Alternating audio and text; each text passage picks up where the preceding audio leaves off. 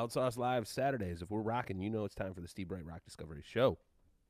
And today, we're going to be picking up where we last left off, and we're going to be wrapping up our multi-part discussion on Riot Fest, which took place about a week or two ago here in Chicago.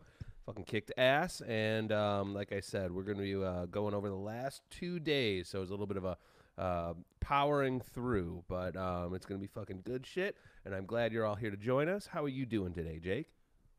I'm good. The background voice here at Miles Steve Bright Rock Discovery Show. My ever-present invisible sidekick.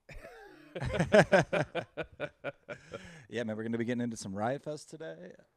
Feels very appropriate as summer just finally ended. Mm-hmm. Yeah, we are finally shifting out of it, you know. Riot Fest always is kind of that last ditch. It's the last hurrah of summer, I think. You know what I mean? Like, summer ends a couple weeks before technically on the calendar, but here in Chicago, as you all know, you know, that fucking heat keeps up. You know, I haven't pulled my window units out yet. Yeah, we're gonna get hit with maybe one more like crazy hot day, and This is true.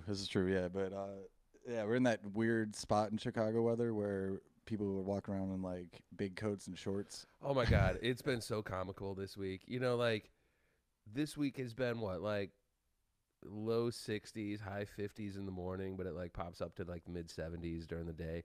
I have seen so many people in like puffy jackets and scarves, and I saw some dude this morning on my way down here in gloves, hat and gloves. Like, it's definitely not glove weather right now. Now, you know, I was walking by him in a t-shirt, you know, and I feel like, you know, when there's those weathermen during the hurricanes and they're like, oh my God, it's so terrible out here. And then like two dudes in shorts like walk past. Yeah. All nonchalant. Yeah, did you see that video from was that North Carolina? Where Yeah. that guy was like two dudes just like walked right by him in the background. Calling I feel like that turned the punch bowl. Well, yeah, man. There's a lot at Riot Fest. But before we get into all that, we got to go through our staple joints. Yeah. So, of course. So let's start it off with our beer. So again, because this is a bit of a two-parter with Riot Fest, and we're picking up where we left off. Last week we had some delicious Oktoberfest Marzen, and this week we're going to be continuing on that theme. So this week from Solemn Oath Brewing out of beautiful Naperville, Illinois, out on the west side. So a little bit out of the city, but, you know, fucking burb life. What are you going to do? This is the beautiful Oktoberfest American-style Marzen Lager from Solemn Oath Brewing, and it is very fucking good. I think a little bit, you know, obviously similar to last week. We had the Marzen, but this week, I feel this one, it's a 6% ABV, like a 35% IBU. So it's. I feel. What's IBU? IBU is what, International Bitterness Unit. So. If some you're note. drinking like an IPA, those are going to be real high on the IBUs. If you're going to be drinking, you know, some of this other stuff, it's going to be a little bit lower on the scale. I think, generally speaking, for a Marzen, which is the traditional German harvest beer, the Oktoberfest beer that we all know and love, this one's got a little bit of a bite to it. I like it. You know, it's It's not too bitey. No, not too bitey. Not too bitey. And they shouldn't be. I think it's right in that sweet spot. And again, being a connoisseur and lover of Chicago and neighboring county beers, this one reminds me very similarly to the Revolution Oktoberfest, which I also like very much. So, you know, Those cheers. Oktoberfest can get a little heaty at times. Like, they try to do a little too much. But Revolution is definitely one that does it right. Yeah. And these guys too, like I said, these guys are right in that wheelhouse of like a nice, like authoritative Oktoberfest beer that's not too weak. You know, there's some that are a little bit mellower than others. There's some that are a little bit stronger than others. It's a nice little range. I had an opportunity when I was up in Wisconsin a month or so ago to be up in town right when New Glarus released their Oktoberfest. I think. Oh shit! That's, to me personally, that's the high watermark. That's the bar to beat. New Glarus Staghorn, but you know, when you're talking about like in that ballpark and competition wise, definitely the Solemn Oath, definitely the Revolution. They're right up in there with my favorites. Most definitely. If you guys are watching the video on YouTube, it might say live from Mevo at the moment. Our title got messed up, but it'll be back up in a moment. Oh, sweet. But yeah, let's quickly loop back around, pick up, like I said, where we left off last week. So we're gonna be going through Saturday and Sunday at Oktoberfest, or Oktoberfest. Jesus Christ. Hey, Fucking beer on the brain, just like a fucking Supreme Court nominee. oh, Ayo.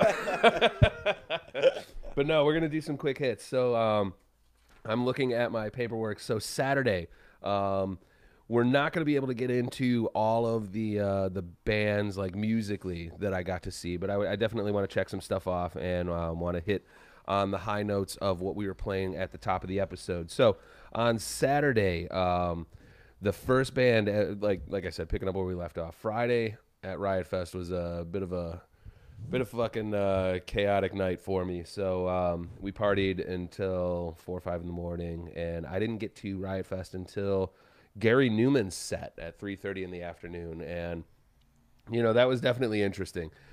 I like Gary Newman. He's one of those dudes, old school new wave, right? Cars, that classic song, right? I feel he's an interesting case because like being a kid growing up, it's like, all right, that was a cool song and everything, and he generally speaking kind of fell into that new wave vibe. And once the industrial scene blew up in the 90s, especially with bands like Ministry and Nine Inch Nails, it seemed like Gary Newman was like, oh no, these guys are my brethren, because there was a lot of like respect coming from that scene, like, oh, Gary Newman's cool and I love that song. He kind of adopted that industrial like stylistic, but I feel like he did it like right at the end of that genre music in their popularity, so like he was thinking, oh man, that might be a good idea to jump into like in 94, 95, like after Ministry did Psalm 69, after Nine Inch Nails did Downward Spiral, that like the tide had kind of crested on that genre. And I like him, I respect him, but I feel like he jumped on that thing a little too late. And I mean, Drake has made a whole career out of that. yeah, no, I don't. There's a lot I of don't mean it negatively at all. No, it's interesting you bring this up because what pisses me off with this a little Who's that? bit, and this is like outside the rock Discovery show, but for me it's Maroon 5, bro. I don't understand why Maroon 5 feels the need to like get. What is that dude's on The Voice, right? Yeah, Adam Levine. Yeah. But like the Cardi B shit, like they did a song with Cardi B, and it was just like, that's unnecessary. Like they did a song with Quavo from Migos once, and it's like, and they did a song with Future was it Quavo? I don't remember, but they just do songs with people. It's just like, you're just glomming onto this like thing just to get like one quick song out of it. You know what I mean? Granted, on the other side, I'm pretty sure if you do a song with Maroon 5, you get paid pretty well, so that might be it too. But like, right, they're just like, my bad. That's like my band. That like every time I'm like, why is this person working with Maroon 5? Like, you know what I mean? Like, then Adam Levine is singing like he's like a trap rapper. It's terrible. My bad. But hey, they're playing the Super Bowl in Atlanta, so we got that to look forward to. Music rich Atlanta. You got Maroon 5. Shout out Super Bowl. Yeah, that was my rant for the day. But no, he put on a good set. I was able to catch his show. I was definitely very hungover, and it was like the sun-baked Saturday afternoon. But no, he killed it. It was very interesting, very, very nice. It was a comfortable set to like walk into. It wasn't like to beat you over the head. Like I said, I was a little bit hungover on Saturday and didn't want to like walk into some chaos. And I think he was a good pill for that fucking ailment, right? Okay, all right. So then like moving on. Before we get too far ahead of ourselves, like I said, I'm kind of doing multiple things. We started off the show with Fear, classic Fear. You want to throw that photo back up? We kind of breezed by it earlier in the episode. That's a good one.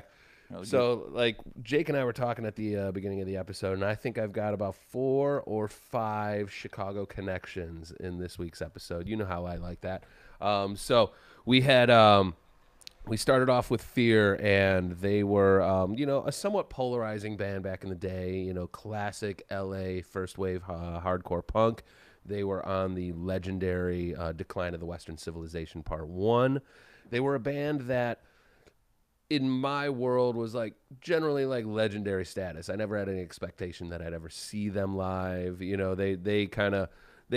were, like a candle burning at two ends. You know what I mean? Like early 80s, mid 80s, they were insanely, um, controversial and on top of their game. Then they you know they didn't really keep up with it, so they a little bit fell by the wayside. But this gets into our first Chicago connection. So and lead singer Lee Ving during the set brought it up. I will say that they put on a surprisingly competent, amazing set. It was very cool to see them. They were always an outlier band in the punk scene in that, most punk bands, it's like, I have an attitude, I have a point of view, I have a vision, let's do it. It doesn't matter if I'm musically, proficient in my instrument. We'll figure it out along the way. Fear was one of those bands that they started out just at a high bar in terms of like, talent and musicianship, and they really kind of stuck out in the scene at the time. And it was cool to see that they maintained that high bar. They were tight, and I wasn't expecting it, but they played the entire first record, Fear the Record, the legendary first record. Damn. Front to back, so that was Riot very Fest cool. is good for those kinds of moments, I Yeah, feel like. Riot Fest has kind of become known for that style. You know what I mean? Like bands come out and play classic records. Obviously, we talked about it last week. Weezer was the Friday headliner, but they played a few years ago. They played the entire Blue record. You know what I mean? So this is a place where you're going to hear full records in their entirety, and it was really cool to see Fear come out. They played the first record in their entirety, and during the set, they called out John Belushi, as you saw in the photo a few minutes ago. John Belushi was integral in kind of bringing that band into the greater consciousness in America through his fame during Saturday Night Live. Yeah, you were telling me that crazy story when we were setting up for the show about how John Belushi brought him out to play Saturday Night Live, and basically all the punks from the whole like DC Metro New York area all kind of descended on it. Yeah, it's a legendary video. You can certainly search it out on YouTube on your own volition. But, the story goes that John Belushi was a big punk fan back in the day. And when he was on Saturday Night Live, he told Lorne Michaels, there's this band out on the West Coast, Fear, and you got to bring them in. I really dig them. They're really the shit. So, Lorne Michaels, listening to his one of his premier stars, says, yeah, sure, okay. Well, word gets out in the punk underground, community, and if you see that video on YouTube, Fear comes out, they play the first song, they trash the stage and get thrown out. They don't get invited for the second song. They're thrown out immediately after their first song, and Lorne Michaels swears that this episode will never get aired again. So that's the one episode, or one or two episodes in the entire 45-year canon of Saturday Night Live that is never, ever replayed. And That's it's crazy. because of this band and because of John Belushi. Hey. And like I said, if you search out the YouTube, it's very interesting. And, all the old heads who know. We'll try to put it in the post when we put this up so you guys have some visual representation. Yeah, let's try to do that. All the old heads who kind of can spot out the old hardcore scene will notice. I think there's Henry Rollins is in the audience. Ian McKay from Minor Threat is in the audience. Like all these like future underground punk rock luminaries are in the pit at Saturday Night Live at Radio City Music Hall, smashing It's things pretty up. cool, man. Yeah, it's pretty neat. Like when you think about it in that sense, like that gave birth to like a whole movement almost. Yeah, exactly. That kind of cemented the bad boy nature of that in that era, and it's pretty cool. But We'll let you get we'll let you like do like we'll get a nice little write up on this for the post because this is like Yeah. a really good story for real because there's like a lot else going into it that I think is really interesting. So yeah, no, let's check out that video, but we're gonna have it like if you're listening to this on the website. There's a lot of different places you can listen to this podcast. By the way, this is our PSA for the episode. yeah, we're getting we're growing, man. Yeah, man. Well, you can find us on iTunes Store. You can find us on Anchor. You can find us on a lot of different places like that as well. You can always get us on YouTube. You can always get us live on the radio. We're all over the place. But if you do happen to go to the website at mildsauce.co, we have a Steve Bright Rock Discovery page with all of his old episodes. And this one, I think we're going to build out a little more. We're going to give you some references for some of this stuff. 'Cause Yeah. It's very interesting. That'll be fun. So moving on from that, we moved into our second song of at the top of the episode, Clutch, the classic Clutch, and again, that's another one of these bands that's been around for a minute, and as we've talked about previously, Riot Fest in its heart, I think, a nostalgia festival, unlike, Lollapalooza or Pitchfork around in the city, or North Coast. This one's definitely rooted in the history, in the past.